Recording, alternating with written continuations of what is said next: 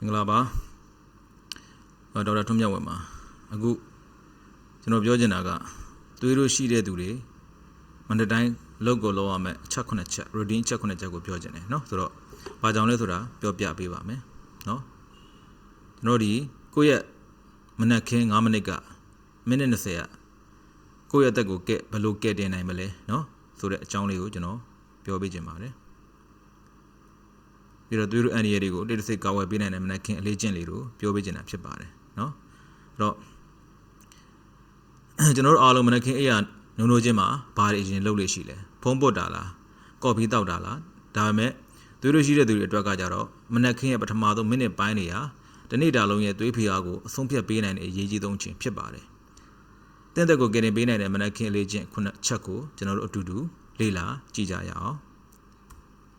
ဆိုတော့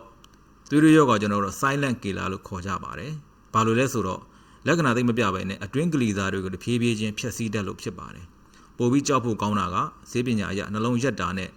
လေဖြတ်တာတွေကမနက်ခင်းအိယာထဆအချိန်တွေမှာဖြစ်များဆုံးလို့ဆိုပါတယ်။ဘာလို့ဒီလိုဖြစ်ရတာလဲ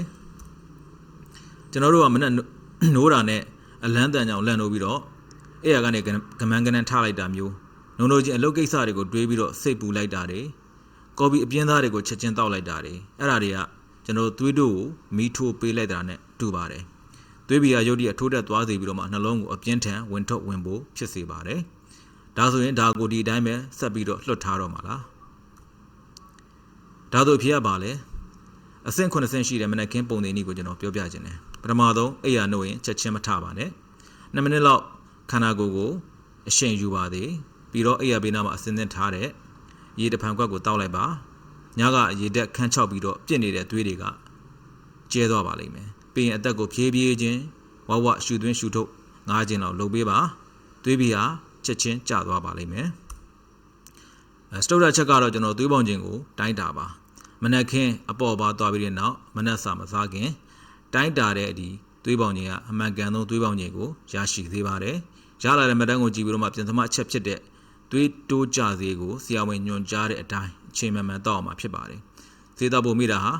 သွေးတိုးသမားတွေတဲ့အန်ဒီရဲ့အရှိဆုံးဖြစ်ပါတယ်။နောက်ဆုံးအချက်တစ်ချက်ကတော့ကိုယ်လက်လှုပ်ရှားမှုနဲ့အာဟာရဖြစ်ပါတယ်။မနက်ခင်းမှာပြင်းထန်တဲ့အလေးမတာမျိုးမဟုတ်ဘဲနဲ့ညင်သားတဲ့လမ်းလျှောက်တာယောဂလေ့ကျင့်တာစတာတွေကိုမိနစ်20လောက်လုပ်ပေးမယ်ဆိုရင်ရေရှည်မှာသွေးပေါင်ချိန်တိတိတာတာကျစေပါတယ်။ပြီးရင်တော့မနက်စာစားပါမနက်စာမှာအငံလုံးဝလျှော့ရမှာဖြစ်တယ်။သွေးပေါင်ကျသေးတဲ့ပိုတက်ဆီယမ်ကျွဲဝါတဲ့ငပြောသည်အုတ်ကြုံစရတဲ့ဒီစားတောက်တွေကိုရွေးချယ်ပြီးတော့စားသုံးပေးလို့ရပါတယ်။အနည်းချုပ်ပြောရမယ်ဆိုတော့သွေးတိုးယောဂါဆိုတာကျွန်တော်တို့ရင်ဆိုင်ထိန်းချုပ်လို့ရတဲ့အရာတစ်ခုဖြစ်ပါတယ်။မနေ့ကစပြီးတော့ကမန်းကနန်းမထဘဲနဲ့ဒီအလေးကျင့်လေးတွေကိုတတိယနဲ့စမ်းသက်လေ့ကျင့်ပေးပါ။ဒီသိငယ်တဲ့အပြောင်းလဲတွေအလေးကျင့်လေးတွေကမနက်ခင်းအပြောင်းလဲတွေကတင့်ရဲ့ယောဂါဘေးကနေကာဝယ်ပြီးတော့မှအသက်ရှည်ကျန်းမာသေးမှာဖြစ်ပါတယ်။အားလုံးပဲသွေးပေါင်ချိန်မှန်ကန်ပြီးတော့မှသွေးပေါင်ချိန်ထိန်းနိုင်ပြီးတော့မှကျန်းမာတဲ့မနက်ခင်းကိုပိုင်ဆိုင်နိုင်ကြပါသည်ကျေးဇူးတင်ပါတယ်ဒေါက်တာထွန်းမြတ်ဝင်းပါသိကြတာများရှိတယ်ဆိုရင်လည်း comment မှာမေးမြန်းနိုင်ပါတယ်ဒေါက်တာထွန်းမြတ်ဝင်း.com ကနေပြီးတော့လည်း online consultation မေးမြန်းလို့ရပါတယ်